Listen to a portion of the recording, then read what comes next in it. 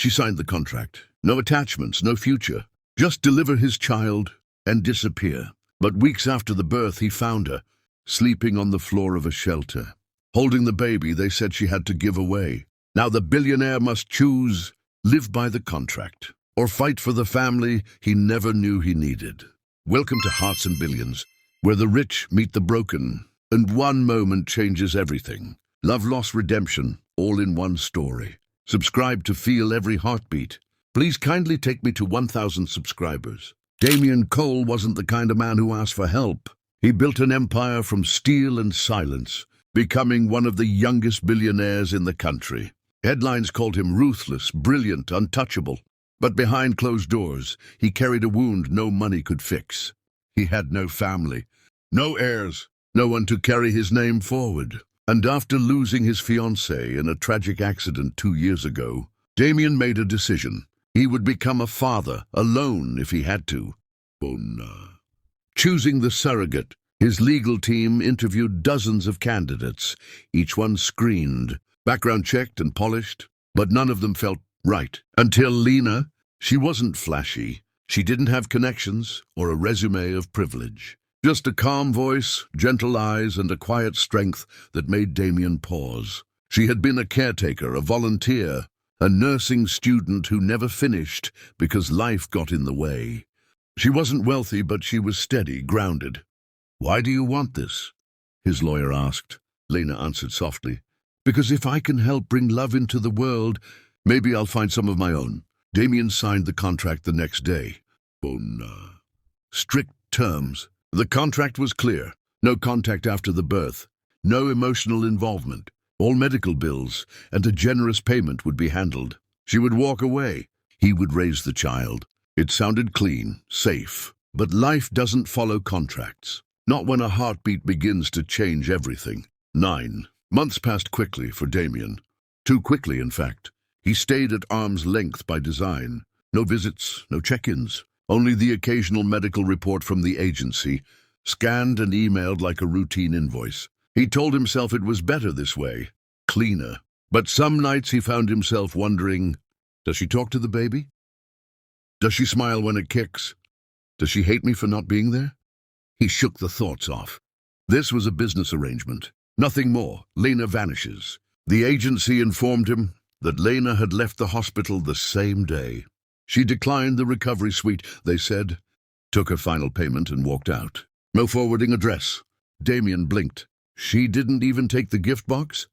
No, not the thank you letter. Not the flowers. Not the envelope with the second bonus. She was gone, just like the contract required.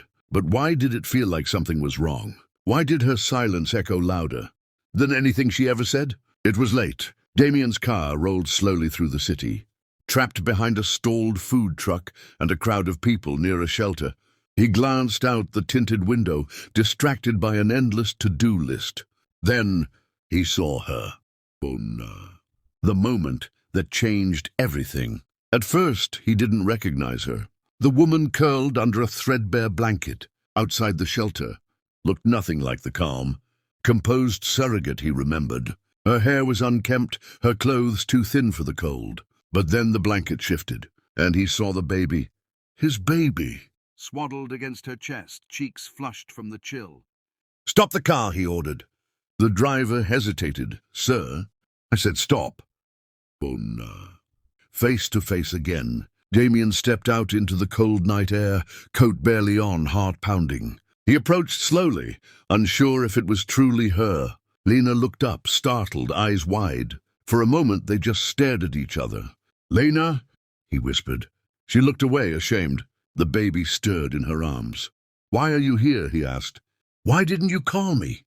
Her voice cracked. "Because I had no one else." Oh no. The truth hits hard, she explained in broken whispers. The money she was paid was stolen by someone she trusted. Her mother, the only family she had, passed away 2 weeks after the birth. She tried to find work, but no one would hire her while caring for a newborn. She didn't want pity. She didn't even want help. But she couldn't leave the baby. "I wasn't supposed to keep her," she said. "But I held her. And I couldn't let go." Damien knelt beside her. "She's not just your baby." He looked at the child. She's ours." The baby began to cry softly, her tiny voice barely audible over the hum of passing cars. Lena tried to soothe her, whispering gently, rocking her with numb fingers. Damien stood there, stunned. The cold pressed in around them, but the deeper chill was in his chest, guilt, anger, shame. How had it come to this? This wasn't how the story was supposed to end. "You're coming with me," he said. "Oh, no." Back in the car, the driver opened the back door hesitantly. Lena climbed in slowly, eyes down. Damien followed, placing a hand over the baby's back as she shivered in Lena's arms. "Turn up the heat," he said. Lena stared at the leather seats, the gold details, the softness around her, so different from the concrete floor she had just slept on. "You don't have to do this," she murmured. Damien's jaw tightened. "Yes, I do." "Oh, no." Back at the penthouse, she gasped when she stepped inside. Polished marble floors, warm light, fire flickering behind glass. It looked like another world. Damien led her to a guest room. He opened a cabinet and handed her a soft blanket, towels and a warm bottle for the baby. "Sleep, we'll talk tomorrow." She turned slowly. "Why are you helping me?" His voice was quiet. "Because you didn't leave her behind. And I won't leave you behind either." "Oh, no." That night, Lena curled up in the large bed, the baby sleeping soundly beside her. For the first time in weeks, she wasn't afraid. In another room, Damien sat awake, staring at the baby monitor, where the girl he barely knew and the woman he never stopped thinking about were finally safe. And somehow, for the first time in years, so was he. The morning sun streamed gently through the penthouse windows. Lena sat curled on the edge of the guest bed, a hot cup of tea in her hands. The baby, now fed and swaddled, slept peacefully in the nearby bassinet Damien had brought in during the night. She hadn't said much, but when Damien quietly walked in, wearing a soft grey sweater and a look she couldn't read, she spoke first. "Her name is Eva," she said softly. "I started calling her that after I left the hospital." Damien raised an eyebrow. "Eva?" She nodded. "It means life, and after everything. That's what she gave me." "Oh, no." He listens. They sat in silence for a moment, just the hum of the city below and the occasional baby sigh in the background. Then Lena began to speak. "After the birth, I wanted to disappear quietly, like the contract said. I knew that's what you wanted, and I didn't want to complicate your life. But the second they put her in my arms, I felt everything change." She looked at Damien, tears in her eyes, but no apology in her voice. "I couldn't hand her off. I tried, I really did. But I kept thinking, what if no one rocks her the way she likes? What if no one knows how she stretches her fingers when she's falling asleep?" "Oh, no." "Why she never called?" Damien asked quietly. "Why didn't you come to me when things got bad?" Lena looked down. "Because I didn't think I had the right. I signed her away. I didn't want you to see me like that, broken, unfit." Damien's throat tightened. "You were never unfit. You were failed." "Oh, no." A quiet turning point. He stood, walked to the bassinet, and gently ran a hand across Ava's soft hair. "I thought this would be simple, legal, controlled. But she's not just a contract. She's real. She's ours." He turned to Lena. "You're not alone anymore. And neither is she." Lena wiped a tear from her cheek.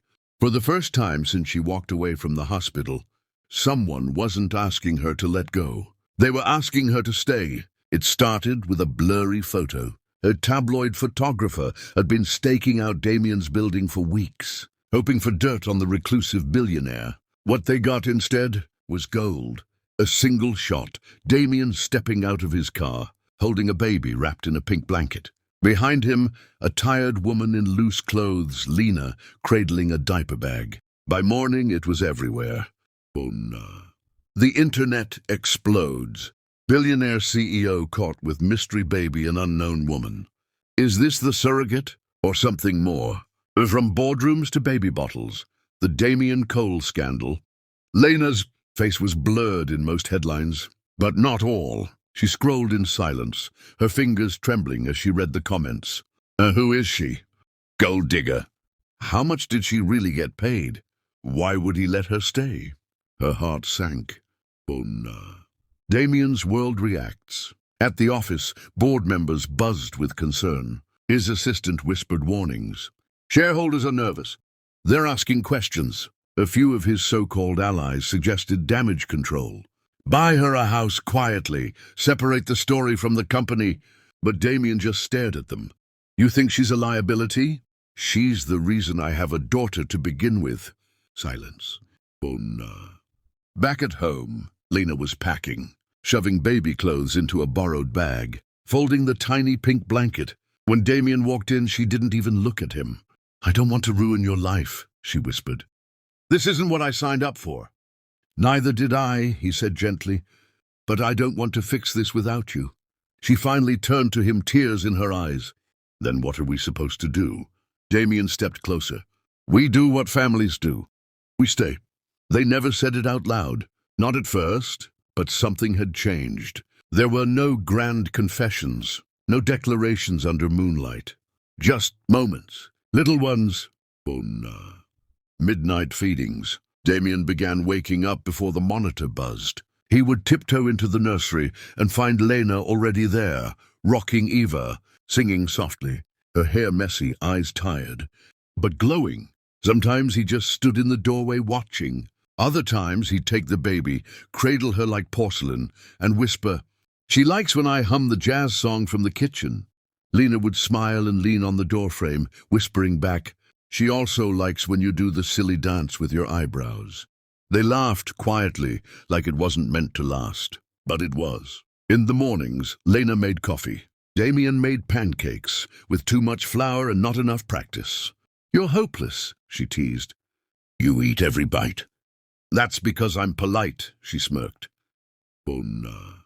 She was never just a surrogate. One afternoon they stood on the balcony, watching Eva nap in her bassinet by the window. Lena spoke first. You know, when I signed that contract, I thought it would be the end of me."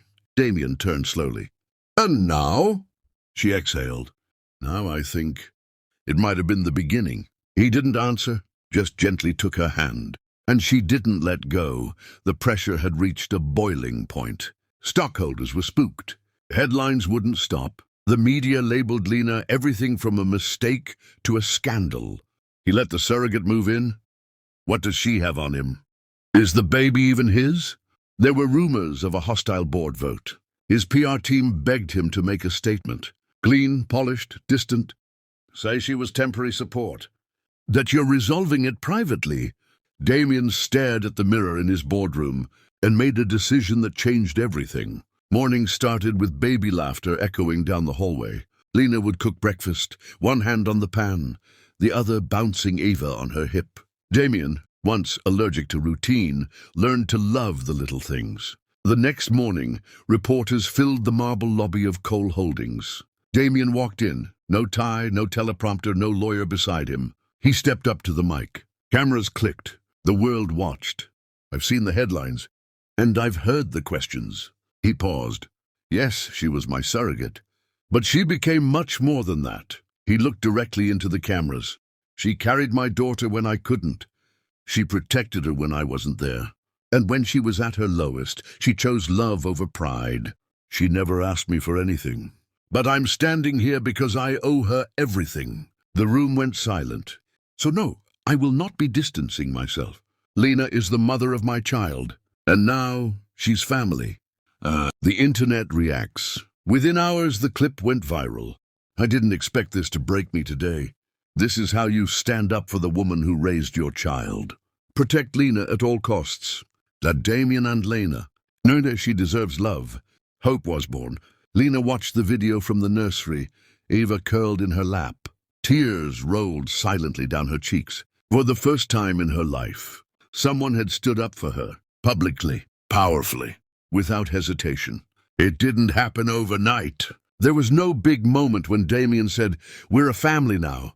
But slowly, day by day, that's exactly what they became, holding the bottle just right, memorizing lullabies, swapping financial forecasts for diaper bag checklists. One weekend, he helped Lena paint the nursery, soft lavender with clouds and tiny stars. Lena hand-lettered Eva's name above the crib. Eva Cole, loved from the first breath. When she stepped back, Damien placed his hand over the C. "She's got my name. he whispered. But you gave her life. Lena turned, brushing paint off his cheek. She's ours now. Late night honesty. They sat on the balcony one night, Eva asleep between them in a bassinet. The city sparkled. Their world felt still. Lena looked over. Do you ever regret this? Any of it? Damien shook his head slowly. I've built towers, companies, legacy, but none of it felt like home until you walked back into my life holding her. She leaned her head against his shoulder, and in that moment, no titles, no money, no contracts, just two people and a baby under the stars. They were a family, and nothing could take that away. The small garden behind their home had been transformed. A soft white tent fluttered in the spring breeze. Rows of chairs lined the lawn. Neighbors, close friends, and a few quiet reporters stood respectfully, waiting to witness something rare. Not a wedding, not a press event, but a naming ceremony. At the front stood Damien in a pale blue shirt, holding a tiny velvet box. Lena wore a soft cream dress, simple but glowing. In her arms, wrapped in lace and light, was Eva. They had debated for weeks about what to call this day, and together they chose something that felt right, a day of truth. Because this wasn't about correcting a past, it was about honoring how far they had come. The speech that broke everyone. Damien stepped forward, voice calm but thick with emotion. A year ago I thought I was alone.